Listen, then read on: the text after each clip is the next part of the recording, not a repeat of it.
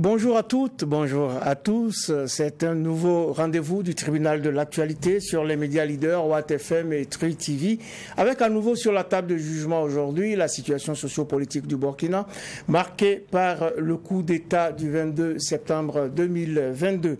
Nous abordons notamment le cap que devrait prendre la transition face à la préférence affirmée de la jeunesse pour un partenariat avec la Russie plutôt qu'avec la France dans la lutte contre le terrorisme. Et pour en parler, le tribunal de l'actualité a convoqué Do Pascal Sessouma. Il est journaliste et communicateur, mais surtout président de Vision Burkina, parti pacifiste. Bonjour et merci d'avoir honoré notre convocation. Bonjour, Monsieur le Président. Deux juges de ce tribunal devant lequel les faits, vous le savez, sont sacrés, les commentaires sont libres, siègent pour cette audience. Bonjour, juge Bernard Boumba. Bonjour, Président Toumondi. Bonjour, juge Vaha. Bonjour, Madame, Monsieur. Bonjour, juge Boumba. Bonjour, Président Toumondi. Bonjour, auditeurs et téléspectateurs. À nouveau, bonjour. Et à toutes et à tous, bienvenue à cette quatrième audience de la semaine pour le tribunal de l'actualité qui commence à présent avec les avant-propos des juges.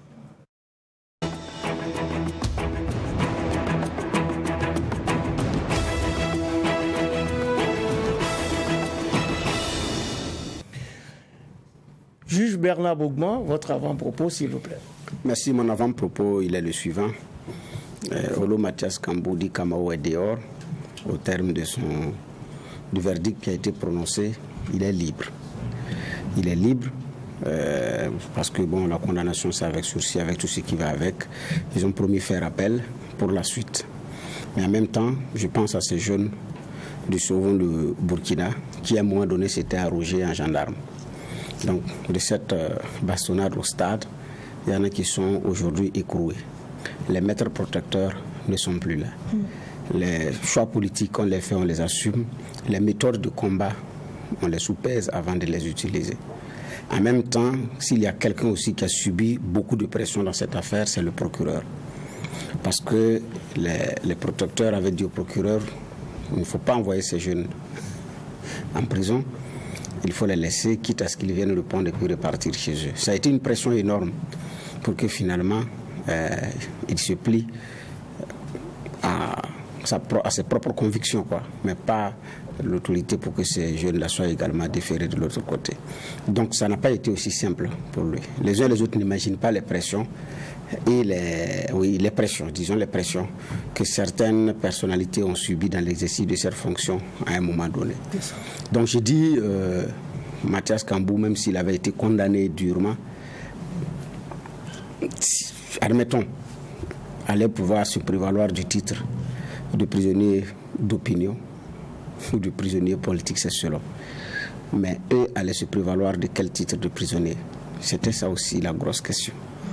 Et donc, je dis, dans une situation comme la nôtre, où on est en transition, il faut savoir raison garder. Appeler l'ensemble des intelligences, travailler à rassembler plutôt qu'à désunir. Travailler à l'union plutôt qu'à la désunion, plutôt que. Et donc, j'ai dit du courage à eux. Dans ces moments difficiles, j'ai dit c'est très difficile sur le plan moral et tout. Donc, beaucoup de courage à eux et vivement que cette leçon puisse servir. Et encore une fois, je leur présente, j'ai dit bien, mes encouragements. Encouragement et qu'on puisse continuer sur la bonne voie. Juge Geoffroy Vara, quel est votre avant-propos du jour? Oui, merci. Mon avant-propos du jour va concerner le sentiment qu'il y a aujourd'hui entre beaucoup de pays africains et la France, des pays même qui ont été colonisés par cette France-là. Et aujourd'hui, sur certaines questions bien précises, c'est-à-dire coopération militaire, il y a une jeunesse qui a envie qu'on essaie autre chose, même si les dirigeants disent évidemment qu'on est en coopération avec tout le monde et pas qu'avec la France de façon exclusive.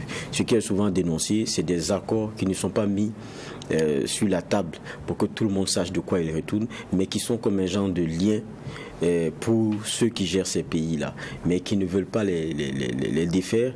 C'est ce que souvent les plus jeunes ont comme sentiment, mais qui ne veulent pas aussi les mettre sur la place publique. Donc du coup, ça envenime les choses, ça nourrit des suspicions et ça nourrit un braquage de cette jeunesse-là vis-à-vis de cette France et de sa façon de gérer les choses. Mais à la réalité, moi je pense qu'on ne peut pas exclure la question militaire du gros ensemble même de la coopération de façon générale. Quand on regarde, ça a beaucoup évolué entre la France, ses anciennes colonies, mais la France et le continent de façon générale. En 2000, ils étaient quand même à 12% quand on voit le poids des exportations vers le continent. Aujourd'hui, ils sont, en 2021, à 5%. Quand vous regardez entre-temps, il y a ceux qui ont eu une méthode plus agressive en termes d'approche sur le continent, les Chinois, qui sont à 17%, part de marché qui est le triple de celui de la France. Donc vous comprenez que déjà, si sur le plan économique, il y a ce type de changement-là, ça ne peut pas se faire seulement et de façon fermée que dans ce secteur. Ça va gagner tous les secteurs, parce que même la vente des armes et autre chose, ça va les toucher. Et même la question de coopération militaire, puisque je commerce avec vous, vous avez plus d'intérêt chez moi, ça veut dire que d'une façon ou d'une autre, vous avez besoin d'être un peu plus présent. Maintenant, si je suis une ancienne colonie française, il y a des éléments que je dois renégocier et rediscuter, si tant entendu que ce n'est pas encore sur la place publique. Donc ça pose un véritable problème. Et c'était normal qu'à un moment donné, ça vienne jusque sur les questions militaires. Peut-être que la France dans sa politique n'a pas préparé cela, n'a pas bien, comment on appelle, ficelé cela, mais pour moi c'était un genre d'évolution qui ne pouvait plus aller, qui ne pouvait plus changer de direction. Et donc pour moi ce qu'on est en train de voir aussi, c'est plus que logique. Même quand on prend l'Europe, le premier investisseur pour avoir beaucoup de succursales présentes ici, c'est le Pays-Bas, ce n'est même plus la France. Donc vous n'êtes même plus le premier investisseur, vous n'êtes plus celui qui a la plus grosse part de marché. Ça veut dire très clairement que votre influence petit à petit va partir comme peau de chagrin. Je crois que ça n'est que logique ce qu'on est en train de voir ici aujourd'hui. C'est l'écologique, dit le juge Geoffroy Avara. C'était les avant-propos de cette audience du tribunal de l'actualité.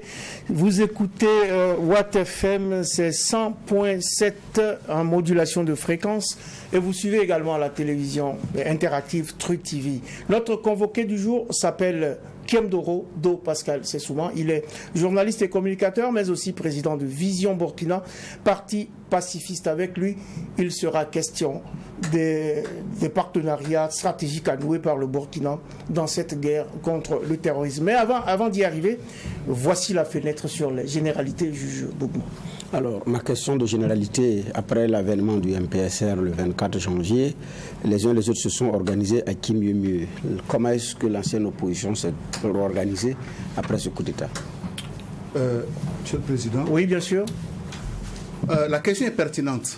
En fait, pour vous dire vrai, nous avons considéré en ce qui nous concerne que l'ancienne opposition, du fait de l'avènement du MPSR, n'existe plus. Chacun, en fait, retrouve son autonomie, sa liberté de ton et d'action. De sorte que depuis ces événements, il y a eu très peu de réunions de l'ancien CFOP. Très peu. Les anciens membres des partis de l'opposition politique. Très peu. Nous communiquons entre nous, nous partageons certaines informations, mais il n'y a pas de réunion formelle en la matière. Il est arrivé que, juste après le coup d'État, vous avez suivi un peu ce qui s'est passé avec la désignation des membres des différentes composantes à l'ALT, l'Assemblée législative de la transition. Ça s'est passé normalement à l'ex-CFOP, bien qu'il y ait eu quand même certaines dissensions par rapport à ça, parce qu'on n'était pas tous d'accord pour y aller. Moi, par exemple, président de Vision Burkina, j'avais plaidé pour qu'on n'aille même pas à l'ALT, parce que j'ai trouvé que c'était une chose inutile, budgétivore, sans conséquences positives pour la lutte contre le terrorisme. Je n'ai pas été suivi. Bon, c'est pour ça que j'ai dit ce jour-là, le journaliste désigné là, je ne suis ni électeur ni éligible. Ça ne m'intéresse pas du tout. D'accord. Donc j'ai suivi ça comme ça. Donc pour répondre à votre question, c'est un peu le stand-by comme tout le monde. En fait, j'ai posé la question parce que lors de la transition de 2014-2015, l'ancienne opposition s'était retrouvée autour d'un cadre de concertation avec une présidence, excusez-moi, tournante. Donc je voulais savoir si cette idée avait continué avec vous. Mais en même temps, effectivement, des partis qui siègent à l'opposition, comme au niveau de la majorité, ont envoyé des représentants au niveau de de la LT. Il y a eu beaucoup de bruit. Le groupe Nouveau Parti, d'ailleurs, avait dénoncé la présence de leur représentant, la personne de M. Tiao. Mais après, quelques temps après la conduite des affaires au niveau de la LT, quelle est votre appréciation de ce haut niveau du débat politique? Au niveau de la LT, oui. J'ai toujours dit, je le répète là, ça n'aurait jamais dû exister. La LT ou bien ceux qui... La LT n'aurait jamais dû exister. Et même ceux qui sont partis là n'avaient pas de légitimité que des gens qui auraient dû y aller et qui ne sont pas partis. J'ai toujours dit... Quand vous dites que la LT n'aurait jamais dû exister, est-ce que ça veut aussi dire qu'il n'aurait pas dû mettre en place un organe législatif pendant la transition? Pour moi, pour la présidente de Vision Burkina que je suis, je ne parle pas pour les autres, je parle pour moi. Pour aller vite, en période de crise, mieux vaut pour un gouvernement autoritaire qui veut des résultats de gouverner par ordonnance. Ordonnance, ça veut dire quoi? Mais écoutez là, on parle de Thomas Sankara, mais bien sûr qu'il l'a fait pendant combien d'années? Les choses sont allées vite et bien. Il n'avait pas d'assemblée, il n'avait pas de premier ministre, mais on a eu des résultats. Damiba, je crois, il ne savait pas où aller. C'est mon avis, c'est mon analyse. Il ne savait pas où aller.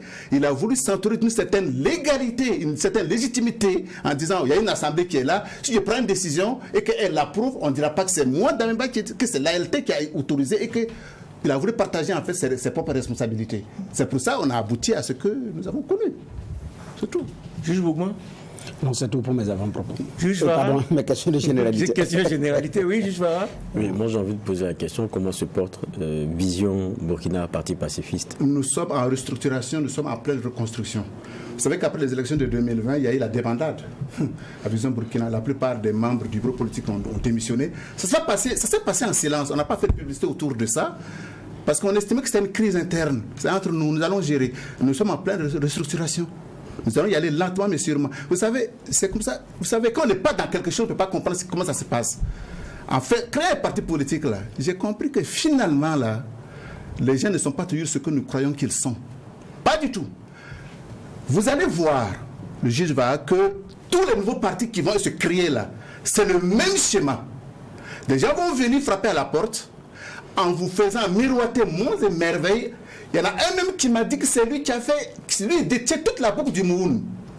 Lui seul il peut faire élire tous les députés de la boucle du Moun. Finalement, c'est juste du verbiage. Il n'y a rien dedans. On dirait que vous y avez cru, vous êtes déçu aujourd'hui. Parce que quand on est nouveau, on veut tous y croire. On est naïf à ce niveau-là. On espère que peut-être que les Burkinabés vont changer de méthode et que peut-être qu'au lieu de voir seulement l'argent donné par tel ou tel parti, ils vont voir les idées, ils vont analyser les programmes et voir les projets de société. On s'est trompé. Moi, je me suis trompé sur ça. Le Burkinabé reste ce qu'il est. C'est-à-dire que malheureusement, ils vont vous applaudir pour les idées, mais quand viendra le moment de faire un choix en fonction de tel ou tel parti, et si un autre parti, par exemple, a préféré donner des espèces sonnantes et trébuchantes, ben, bizarrement, vous allez être surpris qu'on a applaudi vos idées, mais les voix sont allées vers l'autre parti. Je pose la question, comment se porte Vision Burkina? Parce que quand on regarde, je ne sais pas pour ceux qui sont sur la table, moi, depuis que vous avez candidaté à la présidentielle, si ce n'est de vous voir sur les présidiums lorsqu'il y a l'opposition qui prend des positions, je ne vous sens pas vraiment. Et puis, quand on dit Vision Burkina, parti pacifiste, c'est votre nom seulement. Le reste, on ne connaît pas. Oui, c'est une perception que vous avez, c'est une impression que vous avez, mais qui vous dit qu'on ne travaille pas en bas? On n'a pas besoin de faire de la publicité chaque fois. C'est pour ça que je demande. Non, des autres font ce qu'on appelle des activités. On va acheter 10 sacs de riz, appeler les caméras de télévision pour aller donner à des déplacés internes et puis voilà, ça fait la une des journaux. Nous, on n'est pas dans ce registre-là. Même sur le thème, sur le chantier, le champ purement politique, je veux dire. Mais parce que de toute façon, le coup d'État est intervenu quand? Après les élections, ça a fait combien de temps? Qu'est-ce qu'on a? Nous, on était dans l'opposition. On jouait notre rôle dans l'opposition politique. Mais après le coup d'État du 24 janvier, tous les partis politiques étaient en stand-by. Ce n'est pas le moment de faire des tergiversations ou des... Non. On s'en tient à la ligne de conduite dictée. Ça ne veut pas dire qu'on ne travaille pas. Vous allez être surpris par la renaissance et la restructuration de Vision Burkina. Soyez un peu patient, monsieur le juge. D'accord. Soyons patients, nous allons être surpris. Et le président de Vision Burkina nous dit qu'il y aura bientôt de nouveaux partis politiques. Il n'y en a pas suffisamment déjà au Burkina. De toute façon, on va passer au sujet enrôlé, parce que le moins que l'on puisse dire, c'est que le Burkina Faso traverse une période assez difficile, avec de multiples crises complexes à résoudre. On a la crise sécuritaire, bien sûr, mais aussi les crises humanitaires, alimentaires, maintenant crise sociopolitique. Comment appréciez-vous la situation actuelle du pays? Rapidement. Bon, monsieur le Président, c'est de secret pour personne qu'on n'est pas encore sorti de l'auberge. Mais, vous savez, les rouges, comme on les appelle les socio-communistes, disent toujours que tout changement apporte toujours du positif. Quand Damiba est arrivé, chacun y a cru. On s'est dit, c'est un homme de terrain qui va enfin amener des résultats sur le plan sécuritaire. Il a échoué lamentablement. Et ça a amené le résultat de MPSR 2. Le jeune capitaine Ibrahim Traoré. D'abord, juste une parenthèse, monsieur le Président. C'est un nom qui sonne bien à mes oreilles, moi, personnellement. Vous avez tous suivi pendant la campagne électorale à quel point j'ai fustigé le monopole du pouvoir d'État par un groupe au détriment des autres groupes. Donc, ce nom sonne bien à mes oreilles. Quel groupe? Soyez plus précis. Écoutez, monsieur le Président, nous ne sommes pas là pour faire de la division. Les gens ont entendu mon discours ici. J'ai dit, au nom de l'article 168 de la Constitution du Burkina Faso, qui a été rétabli d'ailleurs, il est interdit par un groupe de dominer les autres groupes. C'est écrit noir sur blanc. Depuis 1960 que nous existons, il y a eu 10 chefs d'État au Burkina Faso.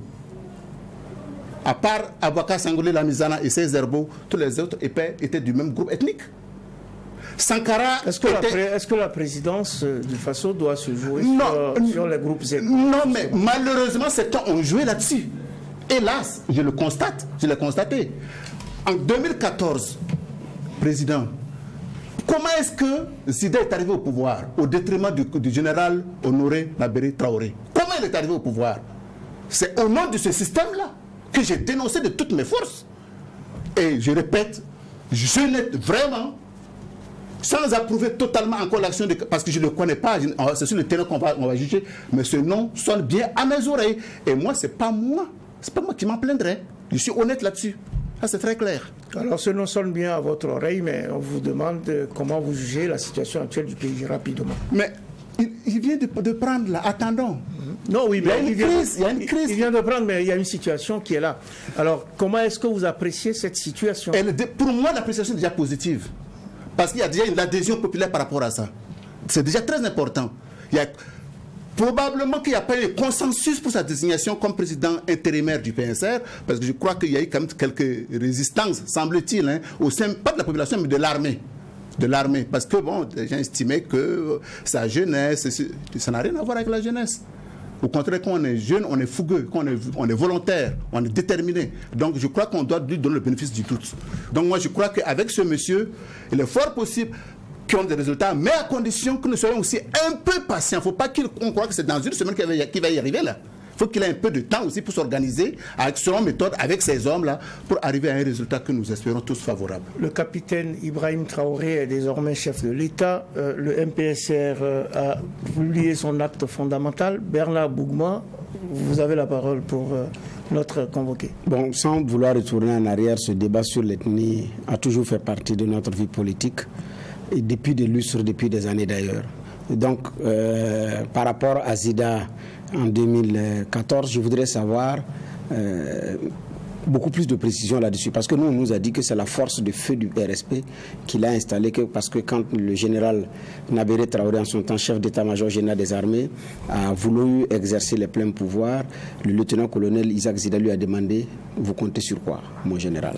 Ok. Je crois que quelque part là, vous touchez du doigt quelque chose de très important par rapport à notre armée nationale.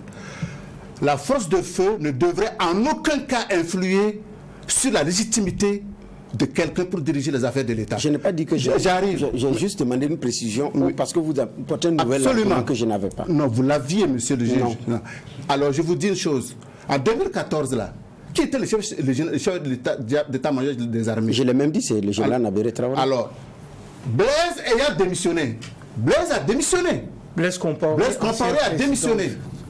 Par conséquent, l'armée, qui était en la garante du chef d'état-major des armées, devait assurer la continuité des affaires de l'État en attendant peut-être la formation d'un nouveau gouvernement avec un nouveau président. Mais c'était pas l'armée qui avait fait le coup d'État. Oui, mais puisque Zida a fait un coup d'État contre le général Nabéré. Mais là, vous me surprenez parce que quand Blaise invoque les dispositions constitutionnelles pour démissionner, c'est le président de l'Assemblée nationale qui doit être mis en scène, c'est pas l'armée. Mais il n'était pas là, le président. Il était où? Mais on nous a expliqué qu'il n'était pas là. Il était où? Moi, je ne sais pas, puisque je ne l'ai pas vu. Je ne l'ai pas vu. Même s'il y a eu coup d'État dans le coup d'État. Non, même ça. Même un autre exemple. Sur le continent africain, au Togo, quand Iyadema est mort, son fils est précipité, il a pris, ils l'ont dit non, c'est pas toi. Qui s'est précipité? Fort. Quand le président Iyadema est décédé, qui a succédé qui a conduit la transition? Monsieur le juge, au risque de vous... Donc, au risque, s'il vous plaît, ça dit que... Quand Iyadema est décédé, Faure Gnassingbé s'est précipité sur le pouvoir. Mais c'est ce que j'ai dit.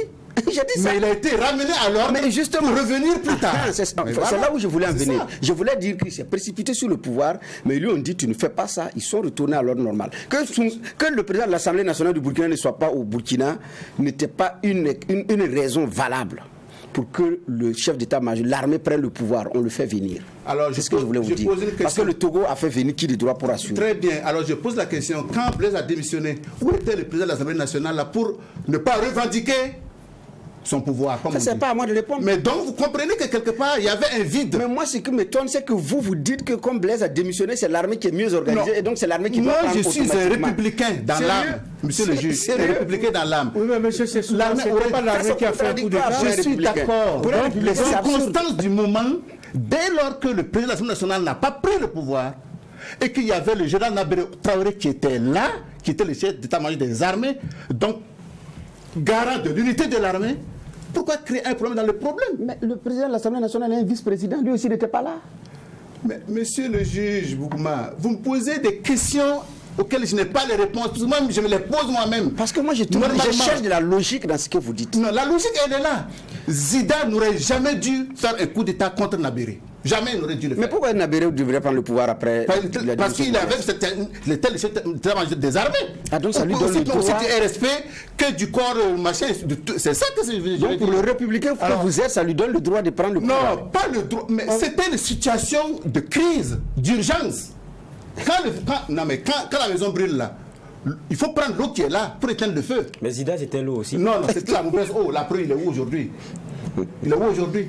On revient. Est-ce qu'il y a une mauvaise eau pour éteindre un feu? Ah oui, mais la preuve, il est où là? On revient sur le sujet qui nous préoccupe parce que là, on s'égare un peu. 2014 s'est passé. Maintenant, chacun a son appréciation par rapport à ce qui a eu lieu. En 2014, il ne s'était pas agi d'un coup d'État organisé par l'armée pour qu'on mette en avant donc le fait que le chef d'état-major des armées prenne le pouvoir. De toute façon, cette étape est passée. On est dans une nouvelle transition depuis janvier qui a suscité un nouveau coup d'État le 22 septembre dernier. Juge qu'est-ce que vous dites dans ce débat pour amorcer justement le sujet qui a été enrôlé aujourd'hui? D'accord. Vous en avez parlé dans votre avant-propos. C'est cela. Je ne veux pas m'attarder sur la brèche qu'il y avait tout à l'heure parce que je suis vraiment surpris aussi par la posture de notre invité. Pourquoi? Je ne veux pas m'attarder là-dessus comme ce n'est pas le sujet principal. Mais tout à l'heure, vous évoquiez l'échec de Damiba. Ce n'est pas l'échec du MPSR. C'est l'échec de tout le monde en fait. Tout le monde. Y compris vous? Y compris vous-même, monsieur le juge. Non, absolument. Absolument. La classe politique là, je vous l'ai dit. Je suis devenu homme politique un peu par la force des choses, mais je suis un peu étonné de ce qui se passe parfois dans les partis politiques et dans les composantes des partis politiques. Vous savez, on dit qu'il y a une composante, mais en réalité, chaque parti vient avec peut-être son propre agenda là-dedans. Donc, quelque part là, si Damiba a échoué là, parce que Damiba a commis l'erreur, à mon avis, de vouloir écarter automatiquement toute la classe politique. C'est une erreur. D'abord, dans la composition de la fameuse ALT dont il parlait, je l'ai dénoncé.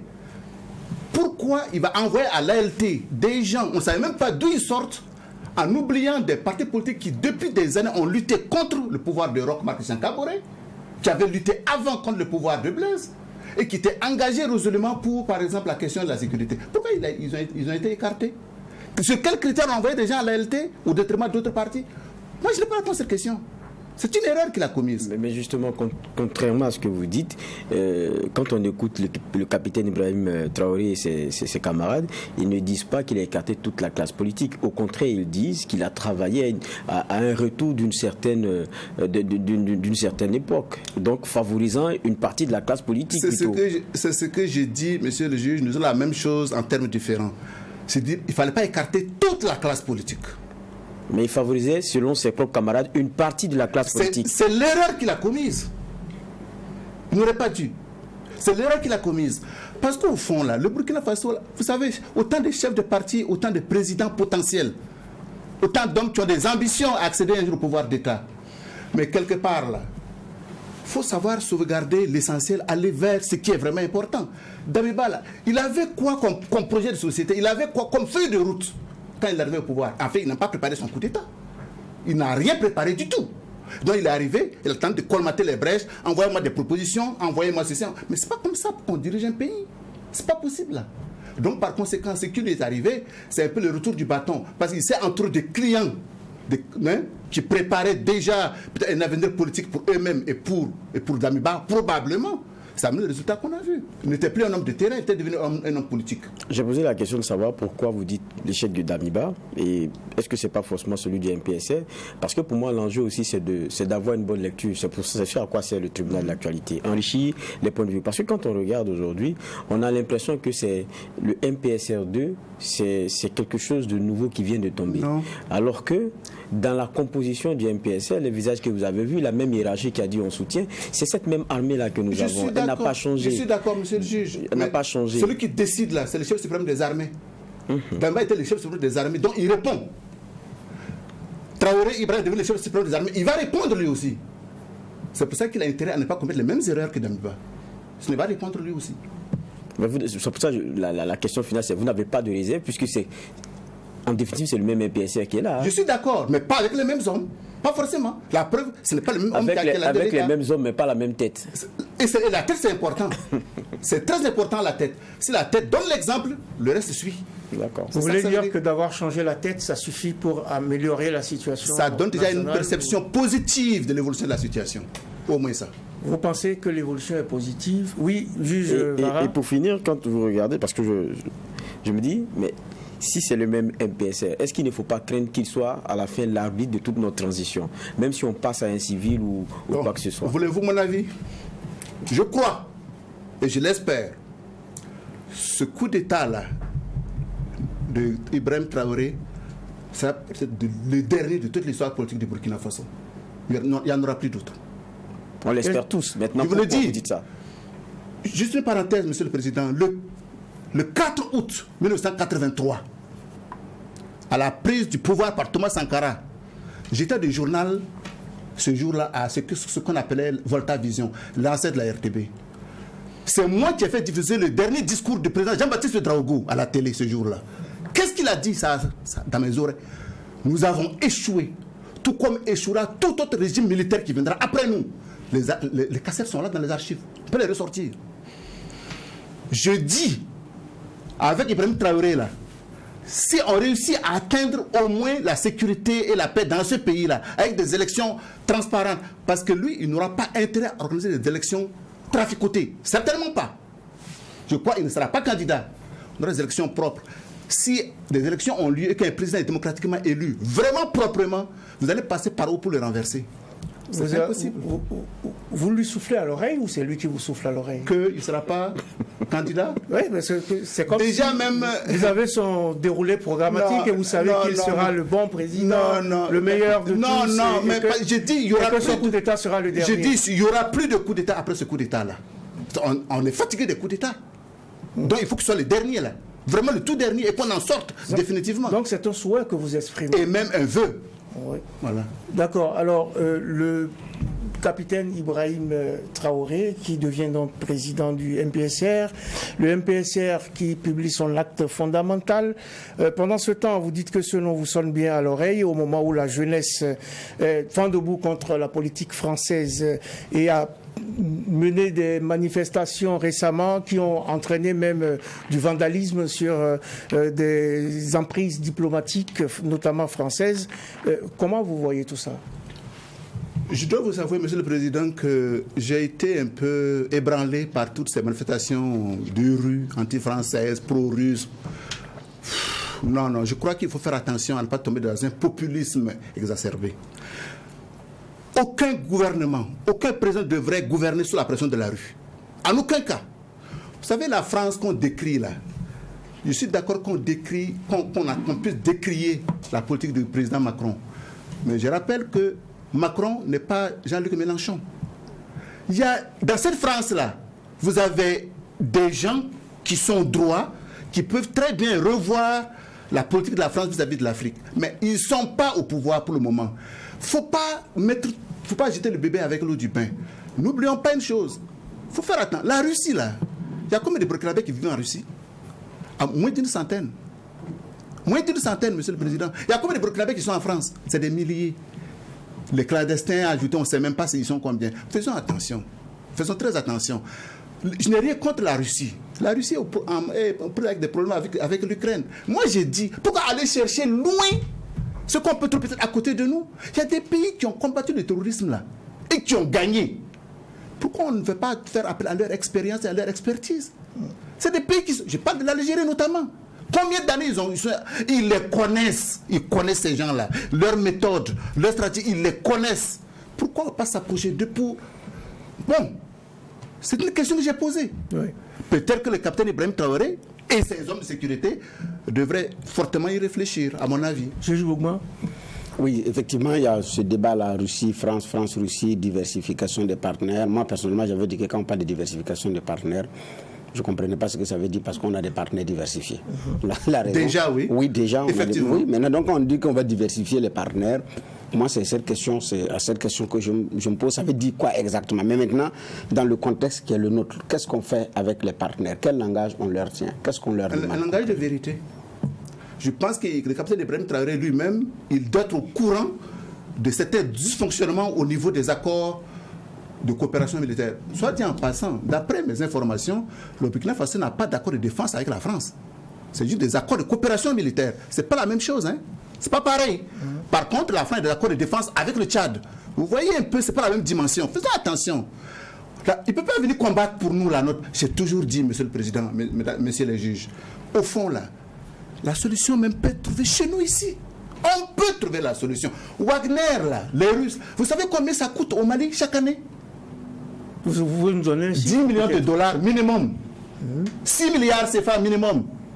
Au moins. Sans oublier la logistique de rapatriement des corps de blessés. Pourquoi les gens ont peur de Wagner? C'est une société privée dont le siège n'est même pas en Russie. Le siège social n'est même pas en Russie, à Wagner. C'est en Argentine. Mais ce n'est pas le seul groupe privé de la Terre. Même les Américains, Blackwater, ça veut dire quelque chose? Avec l'ancien président américain Dick Cheney. C'est des sous-traitants. Ce que les basses besoins que les armées régulières ne peuvent pas faire, parce qu'il y a les conventions de Genève, il y a le statut de Rome, parce qu'il y a des lois en matière de guerre, les armées régulières ne peuvent pas faire ça. Les sociétés privées, là, on s'en fout. Wagner ne fait pas de prisonniers. Si vous attrapent, vous êtes blessé, on vous achève en même temps et puis c'est fini. Ils n'ont pas le temps de nourrir ou de soigner quelqu'un là. Ce qui est interdit par les conventions de Genève. Donc c'est pour ça que Wagner, aux yeux des Occidentaux, ben c'est contraire aux droits de la personne. Ça, c'est le principe. Mais la guerre, c'est la guerre. Et en passant, la France qu'on décrit là, attention, la France est membre de l'Union européenne. Hein. Ils sont solidaires, les Européens. Ils sont très solidaires. Donc si on décrit la France... mais les autres vont quand même se sentir enrhumés. Et ils risquent d'éternuer sur nous. Ça veut dire qu'il ne faut pas décrire la France? Non, mais il faut recadrer la coopération. Oui, juge Vara. Sur ce chapitre-là, moi je suis un peu gêné parce que quand on prend un cas par exemple de pays qui s'assume pour avoir tourné le dos à la France, c'est le Mali. C'est un exemple patent. Oui. Jusqu'à aujourd'hui, vous demandez aux Maliens, aux autorités maliennes, elles disent de quoi vous parlez lorsque vous nous parlez de Wagner. Nous coopérons avec la Russie. Et on sait que quand vous êtes en coopération, quand on vous vend des armes et certains éléments, il y a l'obligation pour la partie qui consent donc à vous l'acheter, à envoyer des experts qui suivent un certain nombre d'éléments. Ils disent, c'est ceux-là que vous avez, c'est pas Wagner. Vous pouvez y croire, on peut ne pas y croire, il y a d'autres éléments qui viennent. Je veux dire, maintenant, quand on revient sur le cas des pays comme nous, Burkina et autres, ce qui revient, c'est ce que je disais toujours en avant-propos, c'est qu'il y a des accords qui semblent déranger, mais qui ne sont pas mis sur la table, qui font que, quand vous voulez, parce qu'on nous dit à chaque fois, notre coopération elle est plurielle, mais au fond, c'est que quand vous traitez avec X, et surtout avec certains pays, c'est comme si c'était exclusif. C'est-à-dire, il y a des éléments que si vous amusez à faire avec l'autre, ça devait être d'abord avec sa permission, et puis de deux, c'est que vous risquez de vous accorder toutes les foudres si vous risquez à braver ces éléments-là. Peut-être que c'est qu'aujourd'hui, une certaine jeunesse n'accepte plus. Maintenant, quand on dit que Wagner, ça coûte cher, mais je veux vous poser la question de savoir, est-ce que il faut lire seulement dans les présences françaises. Lisez ce qu'on a un peu comme accords, même qui sont partagés de 2015. Vous verrez les largesses qu'on leur accorde, les éléments qu'on leur accorde. Mais en contrepartie, c'est quoi? Ils viennent et puis ils sécurisent ce qu'on leur a accordé aussi sur le plan économique. C'est-à-dire, d'une façon ou d'une autre, on paye. Avec des installations d'entreprises on connaît comment ça se passe sur le plan économique, avec des privilèges et des facilités en termes de rapatriement de fonds. C'est ça aussi la réalité. On ne va pas dire que Wagner ça coûte si, alors que nous aussi on est dans un contexte où on se laisse, excusez-moi du peu, on accorde des avantages tellement élevés pour lesquels, en retour, on a une population qui a l'impression qu'il n'y a pas la complicité qu'il fallait, il n'y a pas la franchise qu'il fallait, et pour des personnes avec lesquelles on se met en coopération de façon si poussée, il n'y a pas le retour qu'il faut. Je crois que c'est aujourd'hui ce que pose aussi cette jeunesse. La déception de la coopération avec la France et qui ouvre justement cette fenêtre sur la Russie. Le juge a parfaitement raison. C'est la raison pour laquelle je dis l'opportunité est bonne maintenant. Et je crois que le contexte même est favorable. Je ne crois pas que la France va s'opposer à ce qu'avec le capitaine Traoré Ibrahim qui s'asseye pour revoir les accords de coopération militaire. Qu'est-ce qu'on veut, qu'est-ce qu'on ne veut pas? On est prêt à prendre ça, on est prêt à rejeter ça. Et je crois que la France, pour ne pas tout perdre, est capable de lâcher du lest là pour qu'on puisse renégocier ça. Retour sur Wagner. C'est vrai, les Maliens disent que non, Wagner, non. Ils n'ont pas le choix de dire ça. Parce qu'au nom justement de l'opposition des pays occidentaux par rapport à la privatisation de la sécurité des pays. Ils parlent bien des autres, mais ils ne parlent pas d'eux-mêmes là. Je parle de Blackwater là. Ils parlent pas de... Vous savez, les Américains dépensent 100 milliards de dollars par an en passant par les sociétés privées comme Wagner, comme Blackwater. Vous vous rendez compte? 100 milliards, c'est 20 fois le budget total du Burkina Faso par an. On n'en parle pas. Mais c'est eux, ils sont forts là, monsieur le Président. Mais nous, j'ai dit, les 10 millions de dollars, c'est vrai, la paix n'a pas de prix, mais elle a un coût. Monsieur le juge, si vous permettez. J'ai dit les 10 millions de dollars là, sans oublier les autres trucs, ça a à peu près 15 millions de dollars par mois. Ça fait 8 milliards par mois. Je dis, Wagner est payé environ 2 millions. Chaque mercenaire envoie ses 2 millions par mois. Si vous prenez 2 millions de CFA par mois, vous prenez seulement 1 million, c'est un exemple que je donne là. Vous formez un groupe au Burkina Faso, ici, des militaires bien formés, 1 million par mois. Je vous jure qu'ils vont atteindre des résultats spectaculaires en très peu de temps, parce qu'ils connaissent le terrain plus que ces gens-là. J'en suis convaincu. Il faut revoir aussi cette stratégie-là. Et surtout, monsieur le Président, si vous permettez, j'ai dit en son temps à un membre influent du MPSR, dont je vais taire le nom, on s'est rencontrés, on a discuté. Il faut miser sur le renseignement, mon colonel. Le renseignement. Il faut accepter de payer pour le renseignement. Si vous ne le faites pas, vous allez toujours être surpris par certaines choses. Le renseignement, ça coûte cher. Mais il y a des règles dans le renseignement, monsieur le Président. Il y a des gens qui sont payés dans certains pays 40 millions CFA par mois. Ils n'ont pas de nom, ils n'ont pas de visage, ils n'ont pas de numéro de téléphone. Donc il faut payer pour le renseignement, c'est une question de confiance. Une question de confiance. Très important. Alors, Juge Bougma. Oui, je voudrais savoir si c'était une société privée, une société militaire, société militaire privée des États-Unis ou ailleurs, est-ce que ça allait avoir les mêmes levées de boucliers comme Wagner? Parce qu'en Irak, c'est beaucoup plus les sociétés privées militaires qui ont combattu. Mais voilà, vous avez posé la question. Je l'ai dit tout à l'heure, là. Tant que c'est les autres, ils vont crier, mais quand c'est eux-mêmes, là, non. C'est ça, c'est une question de... C'est la communication aussi, monsieur le juge. Wagner, c'est Wagner. Wagner, le parrain, c'est la Russie. Mais ça leur pose problème aux Occidentaux. Parce que c'est la Russie. Parce que c'est notre adversaire. Et en plus, avec ce qui se passe en Ukraine, écoutez, c'est pas pour arranger les affaires de la Russie.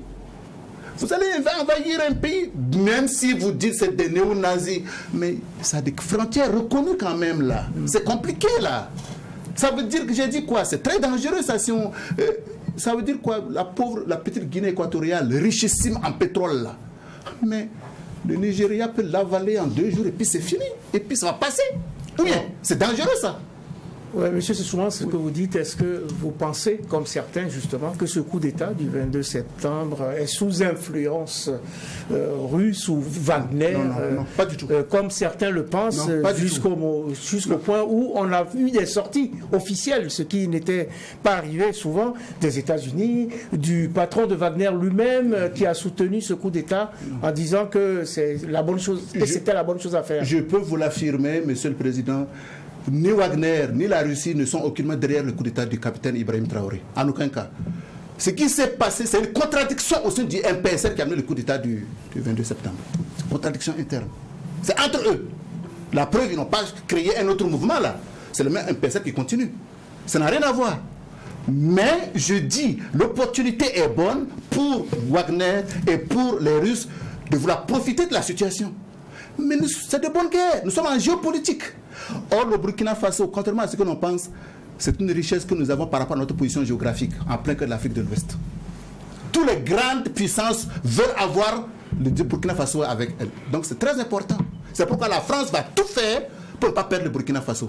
Et c'est pour ça que je dis que l'opportunité est bonne de s'asseoir et de renégocier les accords de coopération. Oui, d'accord. Moi, juge Bougma et puis ensuite... Moi, c'est tout le registre lié à la convocation de jour. Président, oui, au niveau de la présidence, oui, de la transition. Oui. Ibrahim Traoré conserve son photo ou bien on met un civil ou qu'est-ce qu'on fait selon vous? Quel meilleur schéma? Le choix, d'abord, il faudra, c'est la réponse du capitaine Ibrahim Traoré qui est là, c'est ce qui est le plus important. S'il dit il veut, c'est qu'il peut. Et s'il peut, qu'on lui laisse son pouvoir. S'il peut, s'il veut. Mais supposons là, qu'il dise vraiment qu'il ne veut pas. Parce que ça aussi, on ne peut pas lui imposer quelque chose qu'il ne veut pas. Je ne dirais pas qui, parce que vous allez poser la question, quel profil. Je dirais plutôt quel profil il ne faut pas. Pas d'homme politique. Pas même moi-même. Pas du tout. Pas de chef coutumier. Pas du tout. Pas de chef religieux. Ça peut prêter à interprétation. Par contre, il y a des hommes et des femmes compétents dans ce pays capables de donner une nouvelle vision avec droiture et intégrité. C'est de ça qu'on a besoin. Droiture et intégrité. Parce qu'au fond, là, cette personne ne doit pas gouverner seule. Être bien entourée, sans clientélisme politique. Ça, c'est tout un défi. Parce que là, vous entourez des gens qui sont avec vous, mais qui préparent déjà les prochaines échéances électorales. Ça va être compliqué. Donc, parmi vous, les hommes politiques, il n'y a aucun homme droit qui peut gérer notre pays. Même s'il y en a un là, il va changer après.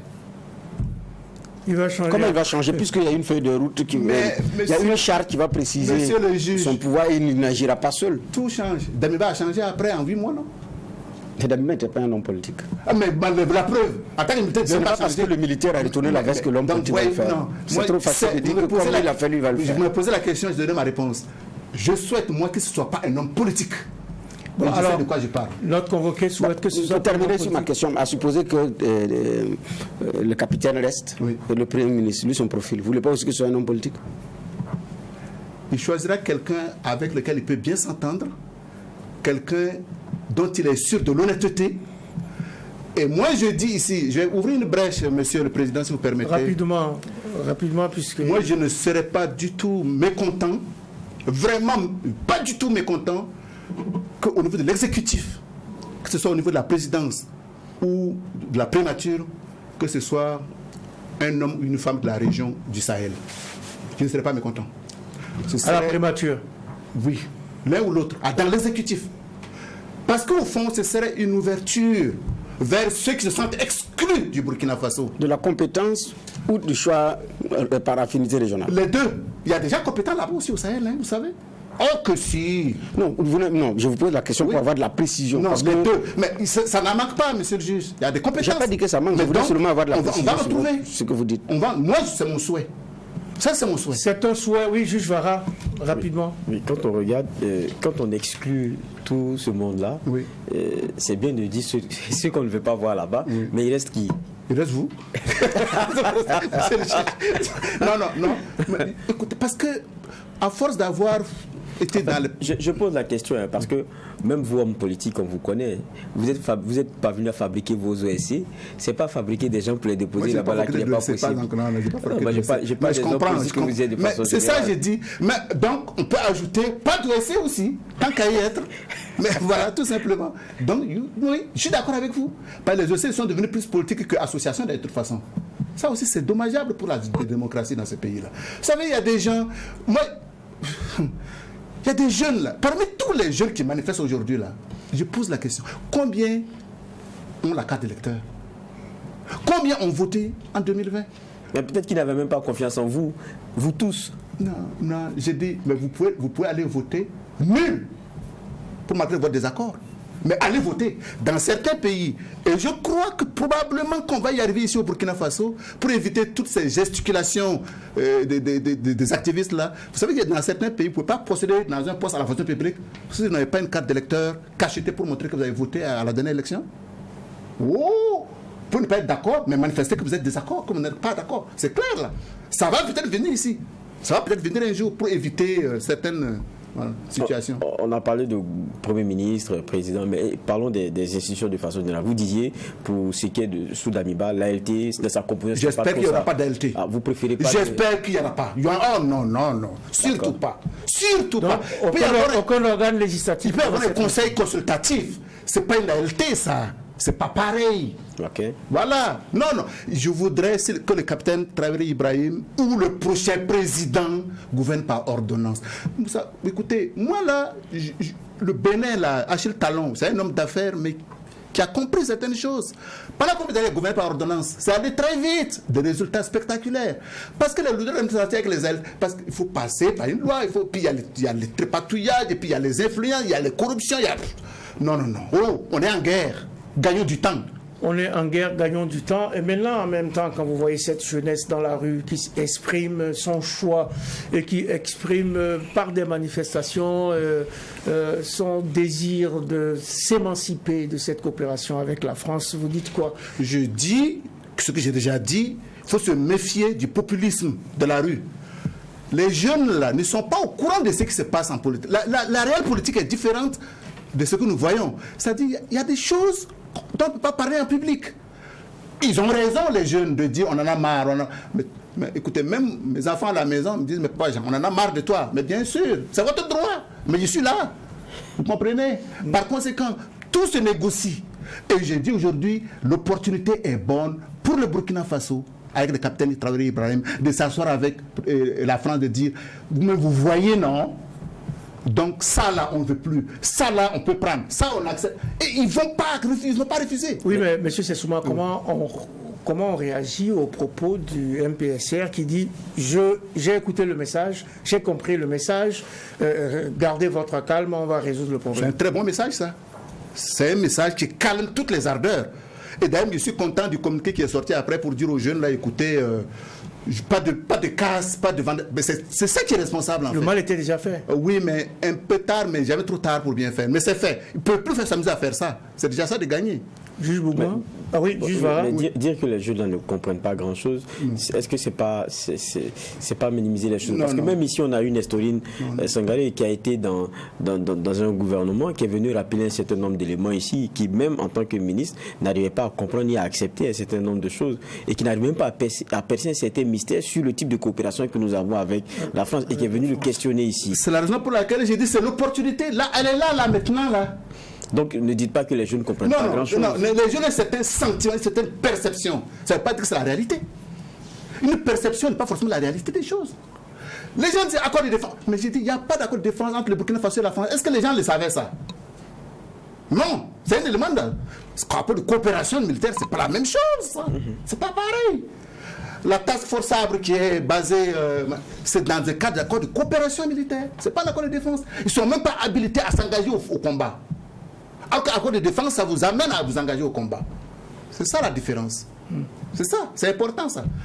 La France, tout le monde sait, moi personnellement, je n'ai pas de sensibilité française.